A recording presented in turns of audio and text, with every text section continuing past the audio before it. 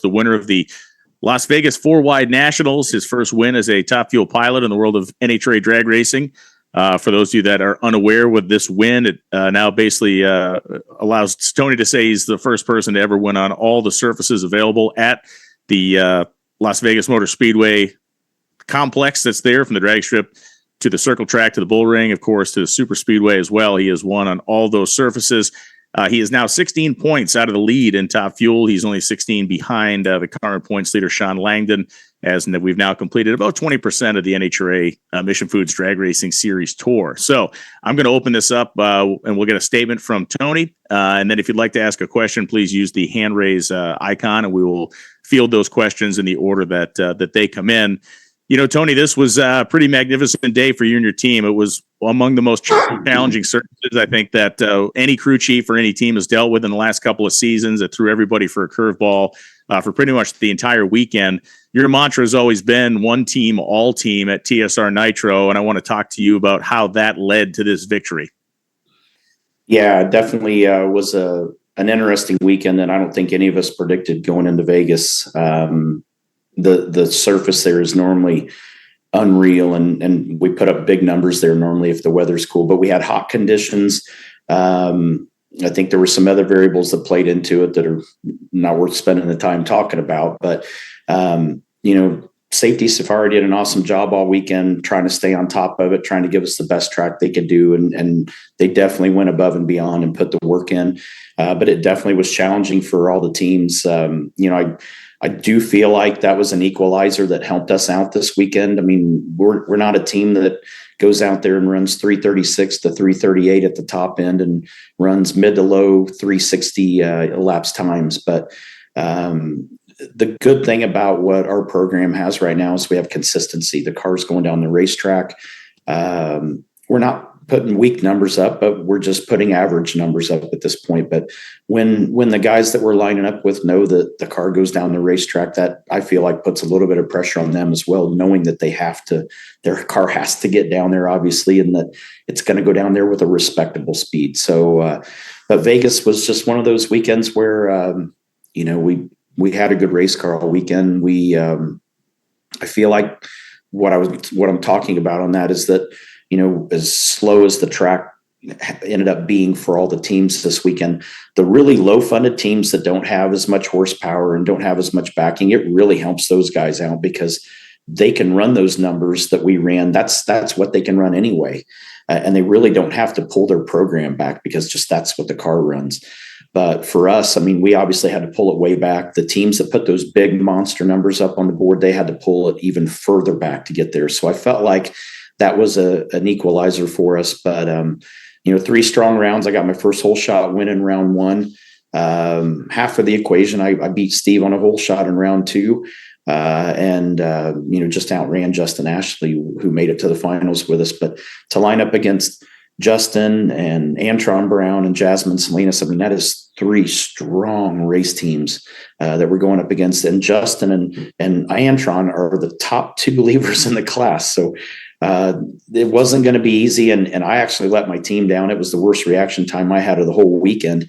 But in the big picture, I'm excited that it turned out the way it did because it really shows that Neil Straussbaugh and Mike Domagala, how good a job they're doing and the progress they've made. And I did my part the first 2 runs, and Neil did it on the 3rd run for us and got us that win. So it definitely is a one team, all team attitude. And it's not just for our Top Fuel team. I mean, our funny car program with Mike Schuler and Mike Knudsen and Phil Schuler. I mean, those 2 guys have put a ton of time in trying to help us as well. And actually both teams just really work together and bounce ideas off of it, even though the motors are fairly similar and pretty much the same. How you run those motors for those 2 different types of cars is quite a bit different, but having the teams work together like that just carries that attitude of and that mindset of one team, all team with our program. And just makes it really nice being able to have an off weekend, which I'm not a big fan of off weekends. I wish it was like my old NASCAR schedule where I was racing 38 weekends in a row. But I'm looking forward to having this weekend off to just enjoy this victory. And it's going to make going to Charlotte for another 4-wide that much better when we go there next weekend. We will let the Inquisition begin, and we'll start with Kelly Crandall. Thanks, Brian. Tony, first off, are you holding up okay? It's been a while since you've had to do a full slate of winners media. This might be rough on you. Yeah, that's a good point, but I think I still got it in me. I think I can pull this off. My voice is struggling a little bit, but that's just from a long weekend in Vegas and a lot of yelling. And Sunday night there was a lot of adult beverages consumed before I got on a plane to fly to San Antonio Sunday night. All right. Well, in all seriousness, a couple things for you. First off, it's not even been a full 48 hours yet, but as this continues to sink in, has there been any more sense of just how much this has meant to you, or how badly maybe you didn't even realize you wanted to win a Top Fuel race? I think it's funny because it's kind of the polar opposite of that to a certain degree. And it reminds me of one other scenario I've been through. And actually, I guess two, but the one that I'm going to mention that really opened my eyes. And I thought it would be that way. At the top end, I was so excited. And I was so excited just to have won that race and for myself until the team got up there. And the guys with the tow vehicle, when they got up there, and Bogues is the first one to me, and he about tackles me on the ground while I'm finishing the interview for Fox. And it brought me back to a moment back in 2009 when we started Stewart Haas Racing.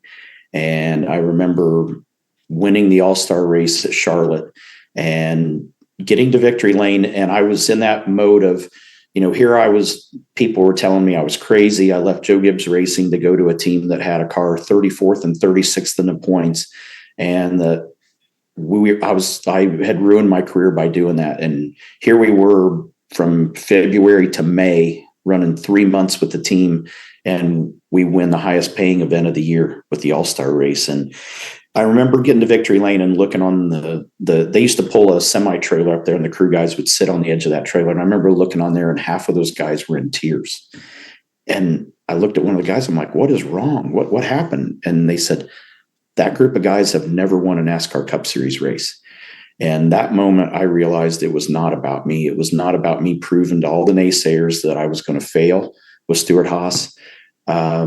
It was way deeper than that. It was about the guys, and it was about the people that we had put together and the people that we had kept from Haas Racing, and about what it meant to all of us. And that's exactly what Sunday turned into as well. I mean, it was a brief moment of just being excited and knowing that I could go to the racetrack and not have to answer all these damn questions about are you or when are you going to win a race. It's we've done it now, and now we get to show up and just race each weekend and try to do it again.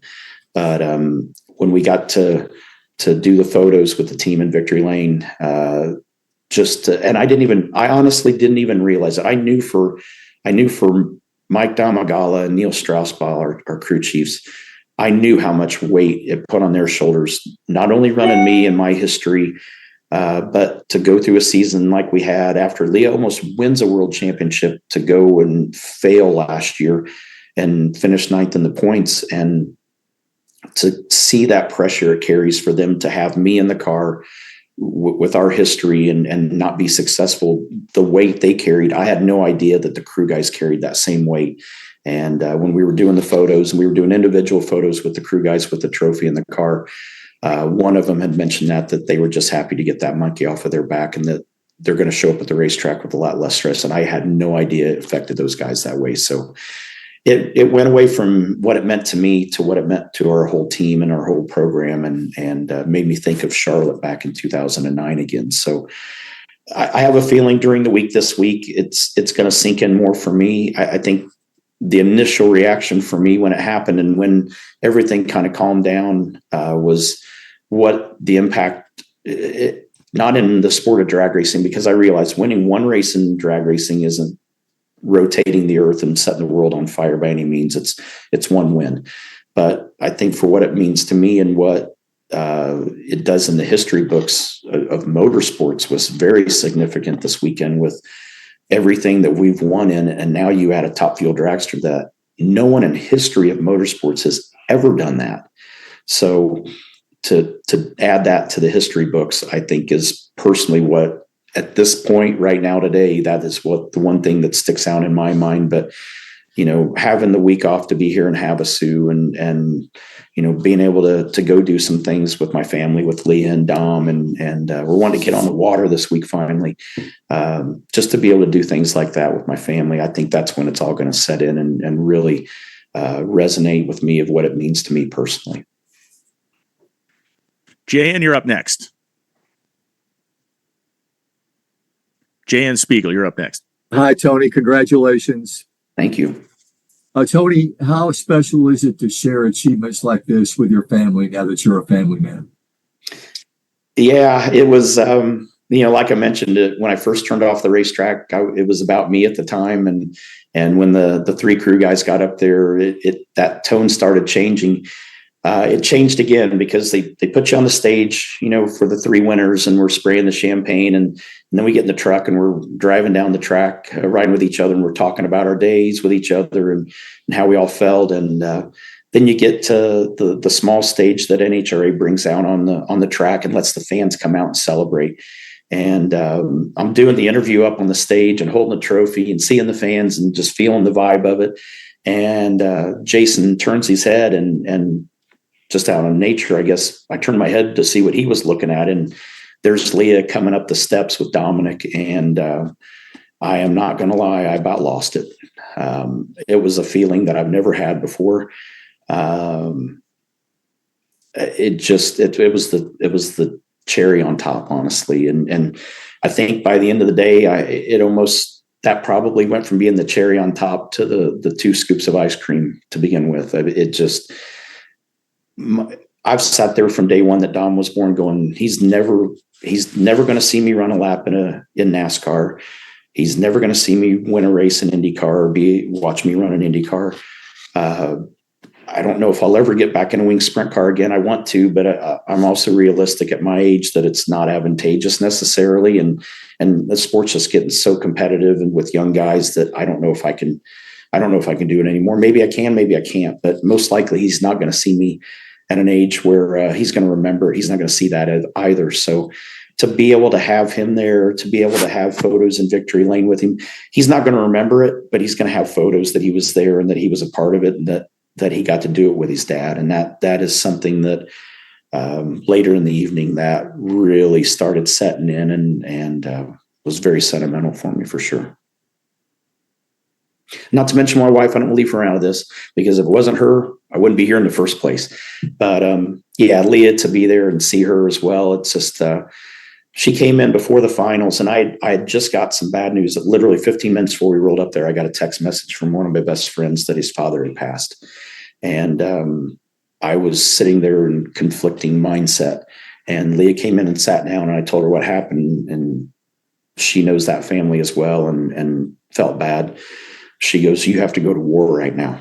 And I'm like, "What?" She goes, "We're not going to battle right now." She goes, "Today you have to go to war, not battle." And she's the one that shifted my mindset to get my mind right, to go up to that staging lane and get ready to go do battle with these guys. So we went up there to win the war. We accomplished that. And, it's, I don't think the industry really knows how strong Leah is as a person. She's a great speaker. She's great with our partners. She knows how to run a race team. She knows how to build a race team. She's literally the Kevin Harvick of NHRA, in my opinion. She knows everything about it. She knows how to do it right. She knows how the mindsets have to be.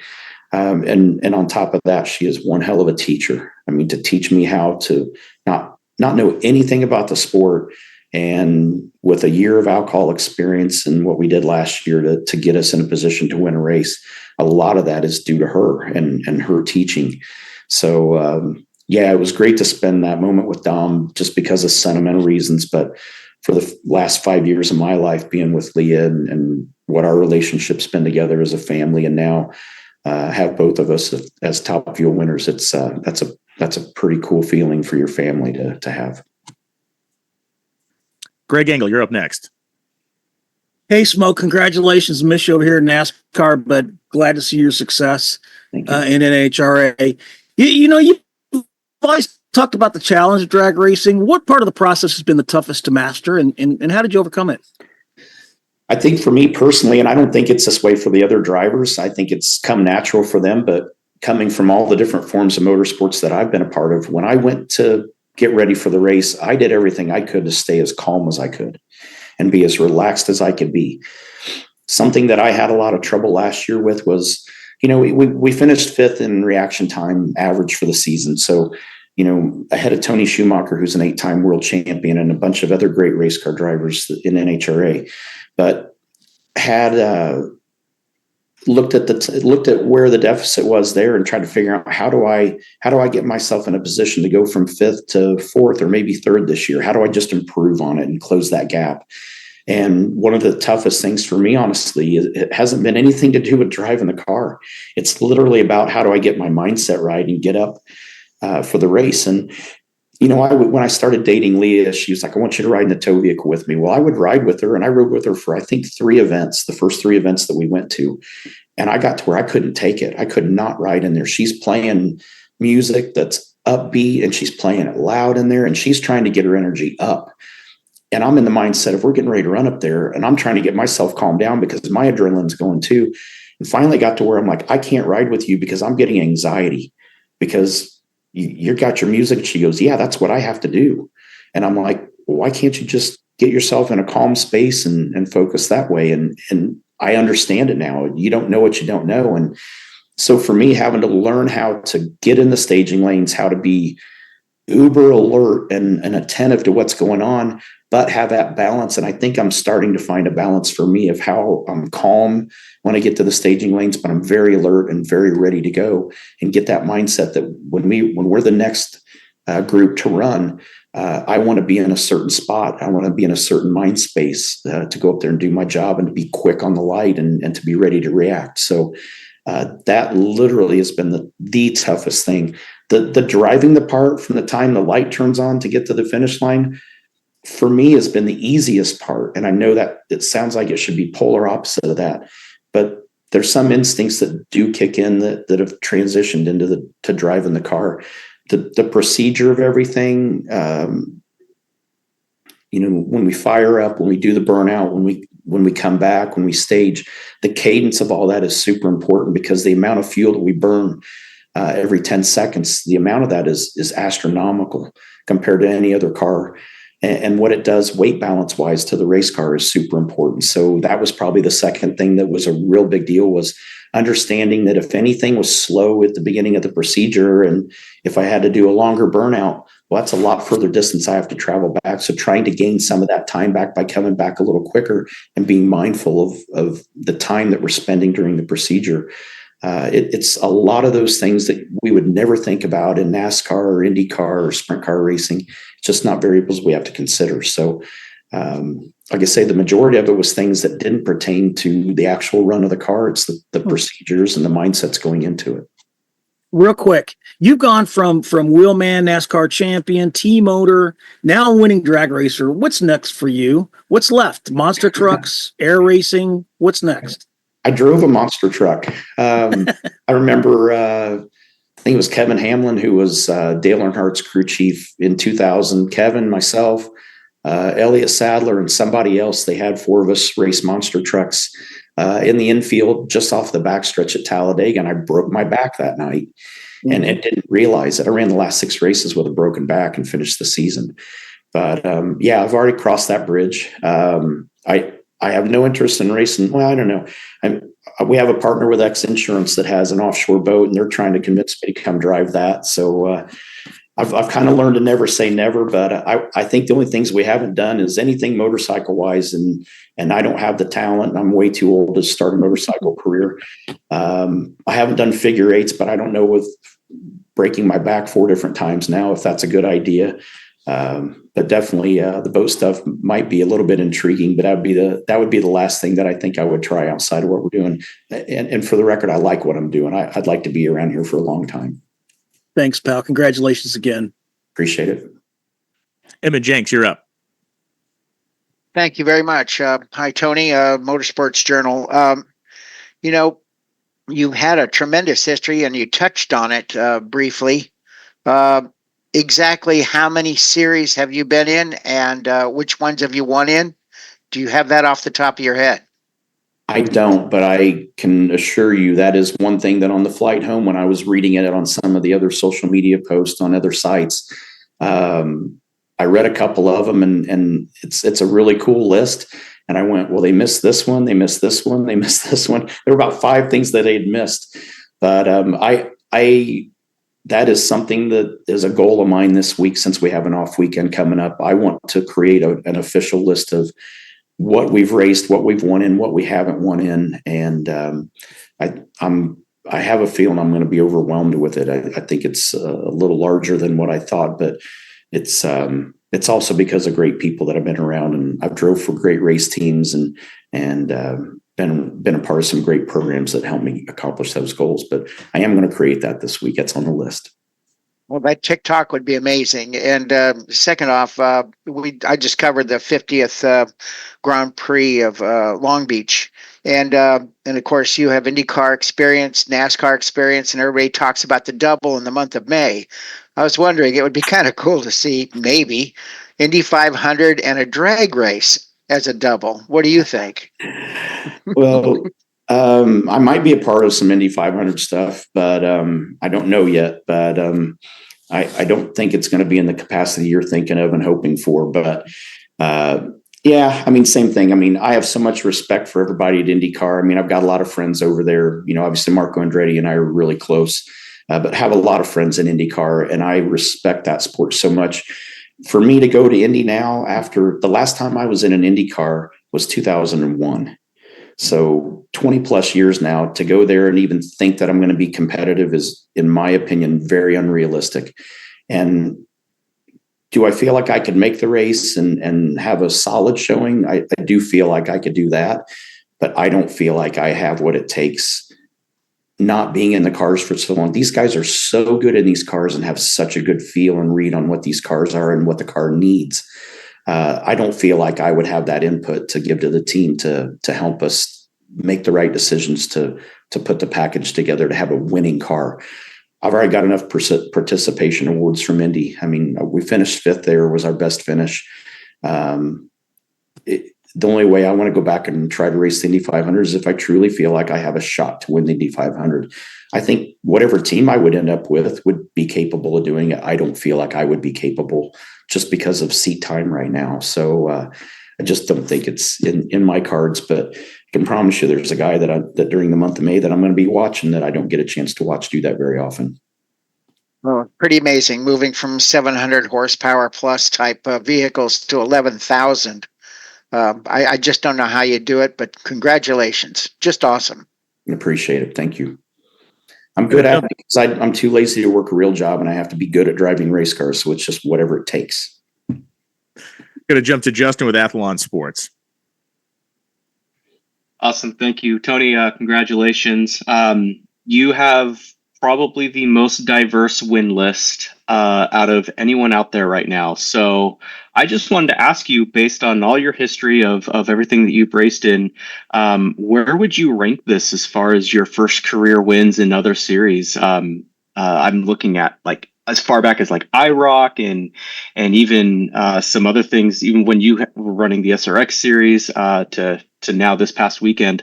There've been a lot of cool moments watching your career ever since I was a little kid. So I just wanted to ask, where do you rank this first compared to the other firsts? I think you bring up a great point, and you brought up the perfect series to compare it to. IROC, for example. Everybody has the same cars. So it is literally off of when you get in that car, what you do as a driver to take what you have and figure out how to win the race with it.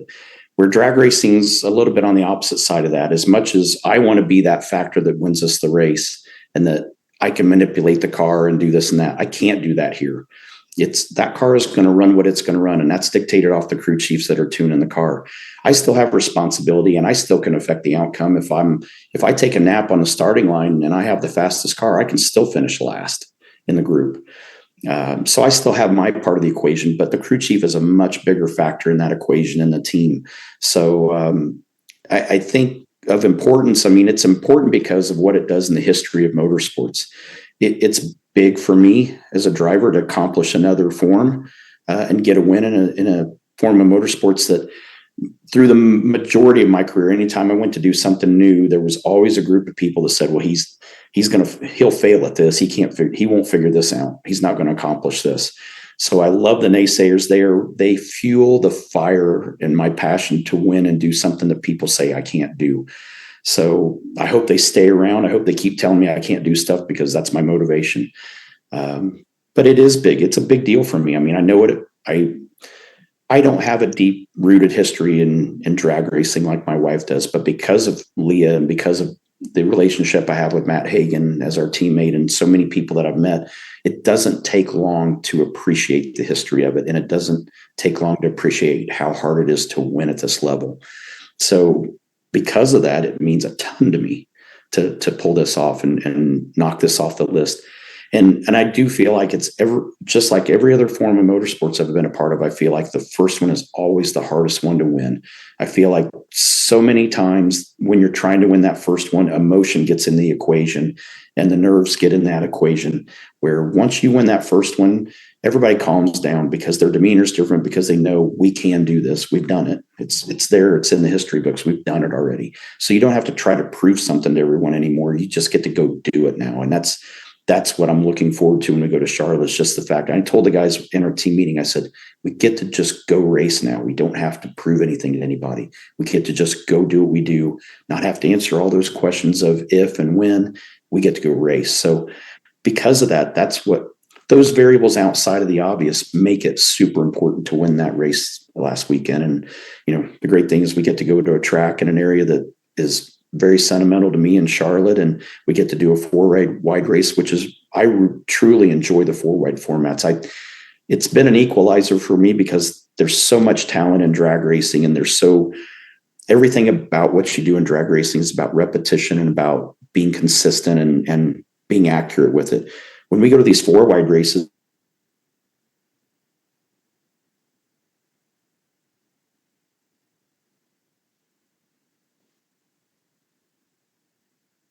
it kind of brings those guys that are uncomfortable with the 4-wide back to me, and I get excited because to me it's like short track racing. You don't have to win the quad to go to the next round. You just got to finish in the top 2. So it's like running heat races, and then when you get to the finals, it's you're racing for the money. So that's no different than running an A main on Saturday night at Eldora.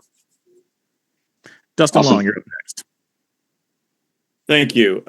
Tony, by the way, that Talladega monster truck, the other competitor was Jimmy Spencer. That's right.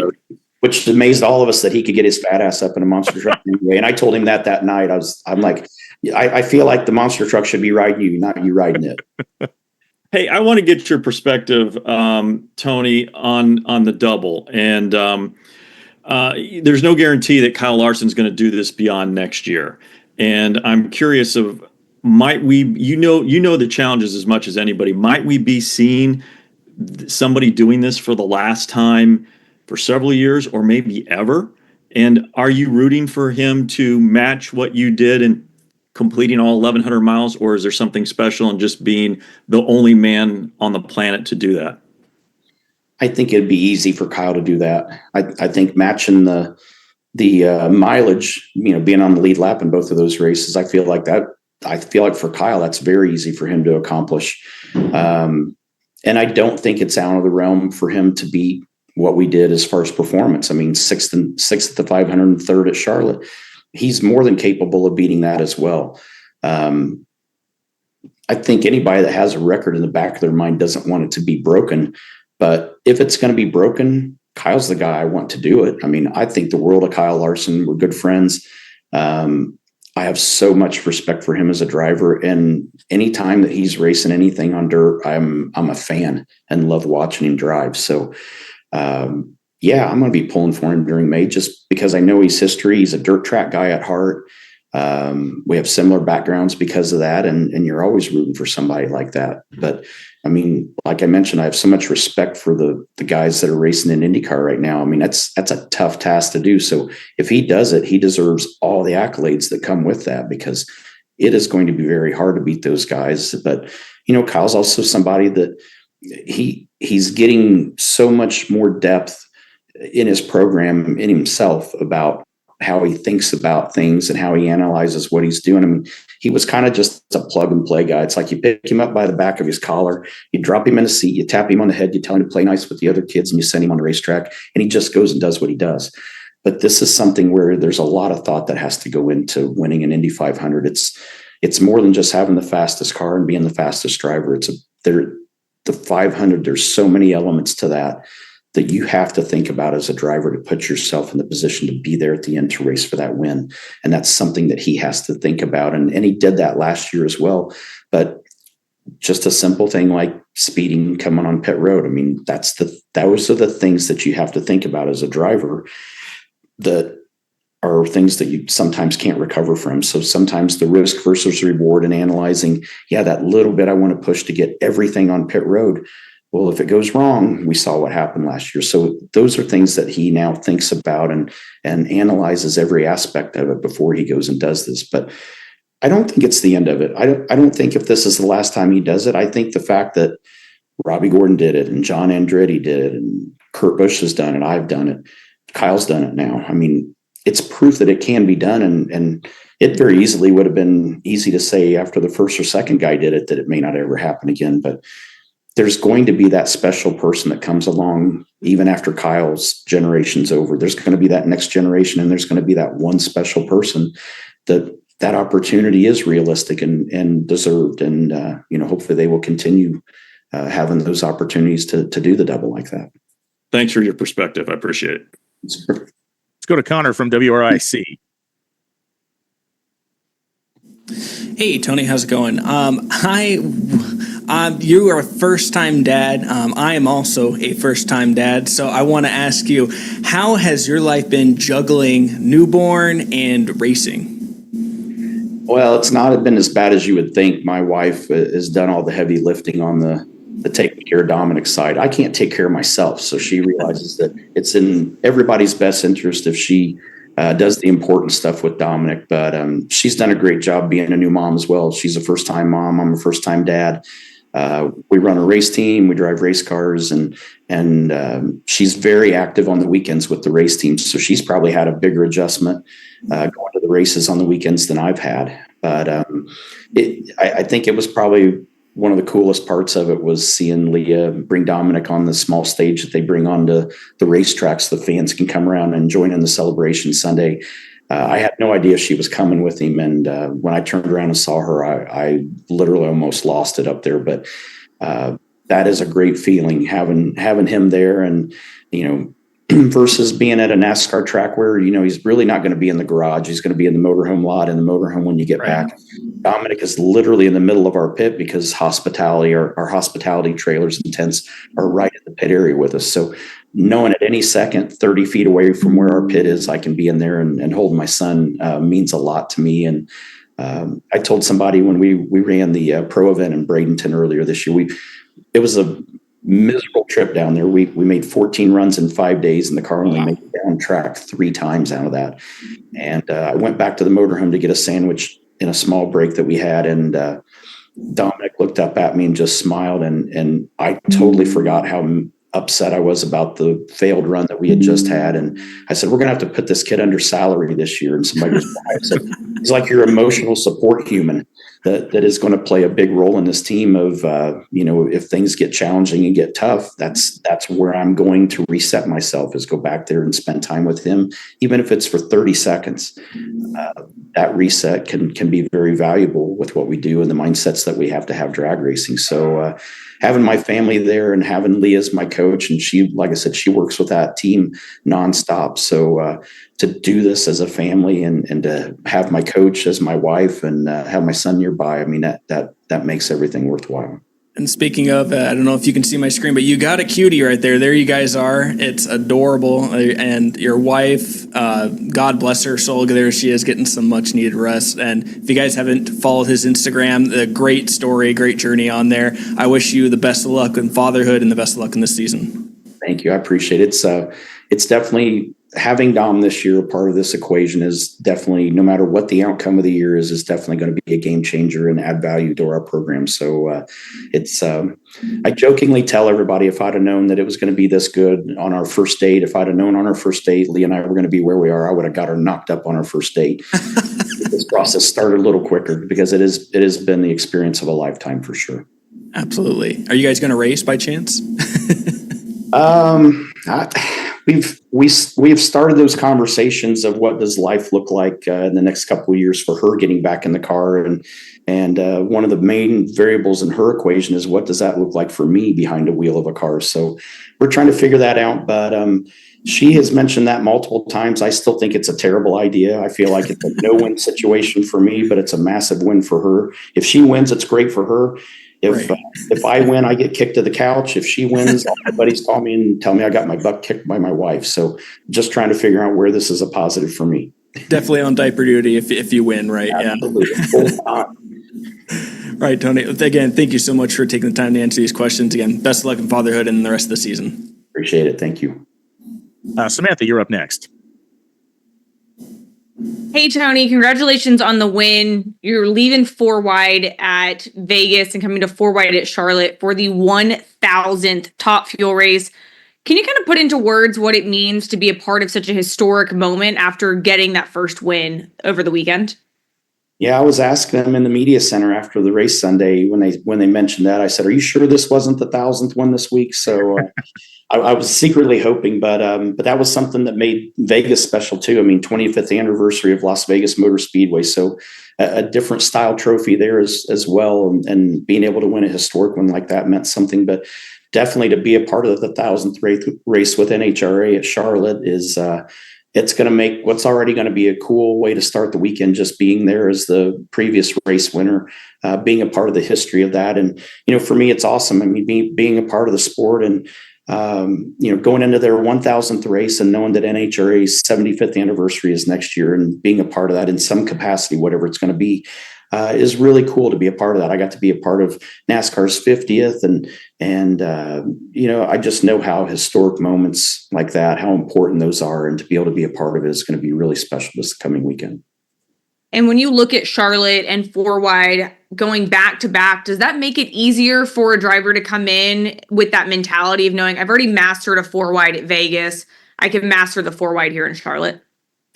I don't know that I ever worried about it because my very first win was at Vegas shortly after. I mean, my first race was at Vegas in the fall, second to last event of the year in Top Alcohol Dragster.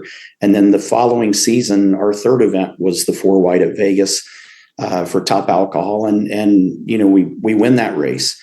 So, and runner up to our teammate at Charlotte 2 weeks later and lost by 2 inches to Mike Coughlin. So I feel like I'm very comfortable. I think that shows that I'm comfortable with the 4 wide. There's a lot of the variables that throw some of these drivers off. And for some reason, I'm just very comfortable with it. I feel like I do a good job of paying attention to what I'm doing up there on the line. And I don't let things distract me. And that's what you have to do at a 4 wide because it is a little more chaotic on the line. It's a little more chaotic when you're staging and you got 4 people turning lights on and off but it's something that I'm comfortable with. So I feel like if anything else, it just gives you a better feeling going back to back 4 wide races and rolling into Charlotte, knowing that those everybody in the field knows I love them now. I mean, they've heard enough of the interviews after Sunday to realize I truly love the 4 wide races. And the best part is both races at Charlotte this year, we get to do it 4 wide. We're going to do it 4 wide in the fall in the countdown. So I think that's awesome. And I feel like that's something that I don't know necessarily I don't think it gives me an advantage, but it definitely doesn't put me at a deficit. And I think over some of the drivers, it does put me at an advantage a little bit. And lastly, for me, Charlotte is predominantly NASCAR country. For all of the NASCAR fans who are used to seeing you out here at the oval track, why do they need to come out to 4 wide at ZMAX Dragway and watch you run in an NHRA? Because you can watch it on TV all you want. I feel like NASCAR, unless you're going for the whole weekend, if you're just showing up and just going to watch the race, I think it's 10 times better to watch a NASCAR race on TV because the broadcast is so good and you get all the telemetry and the radio chatter, things that you don't necessarily get sitting in the stands.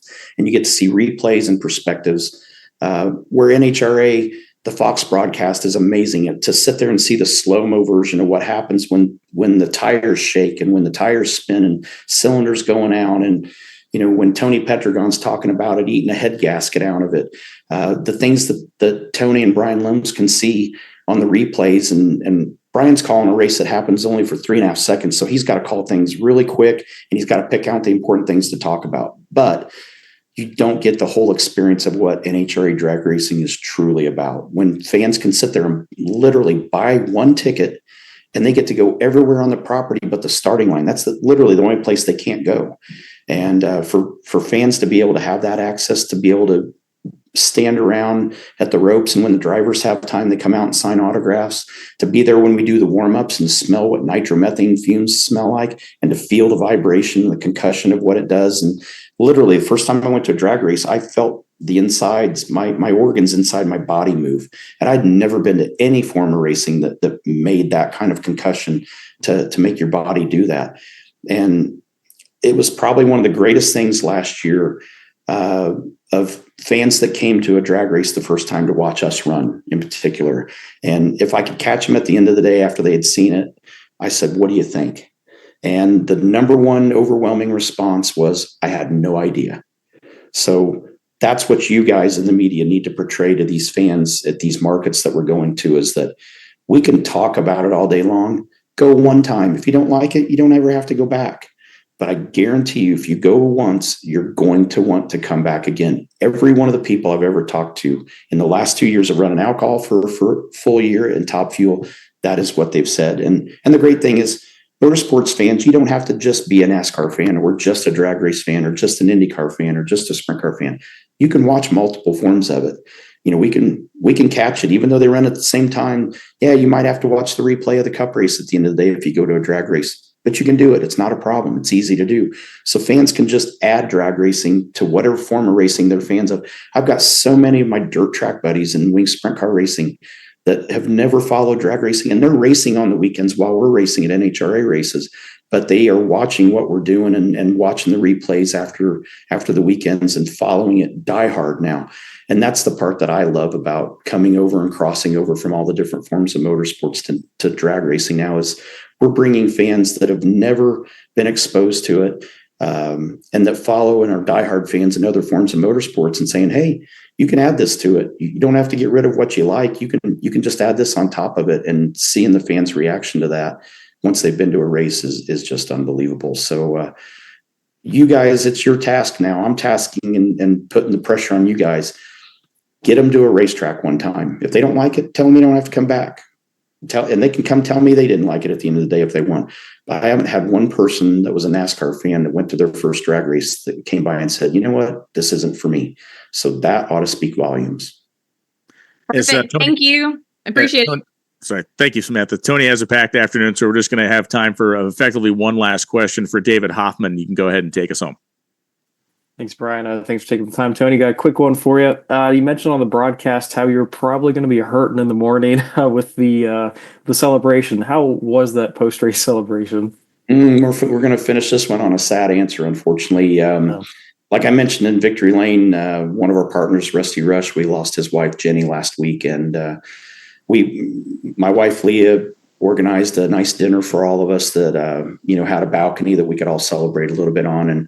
And the team had a great time, and I had a great time with them, but I was also very responsible because I also had to fly out Sunday night and fly to San Antonio to be at her funeral at 10 o'clock in the morning with a 2-hour time change. So literally got an hour and 45 minutes of sleep by the time I left the celebration and the flight there. But, didn't do it in the way that I wanted to do it.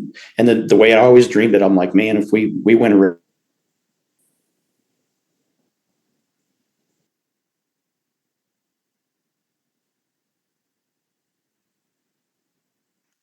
plan, but as much as winning races are important to me, the friendships and the partnerships we have mean more.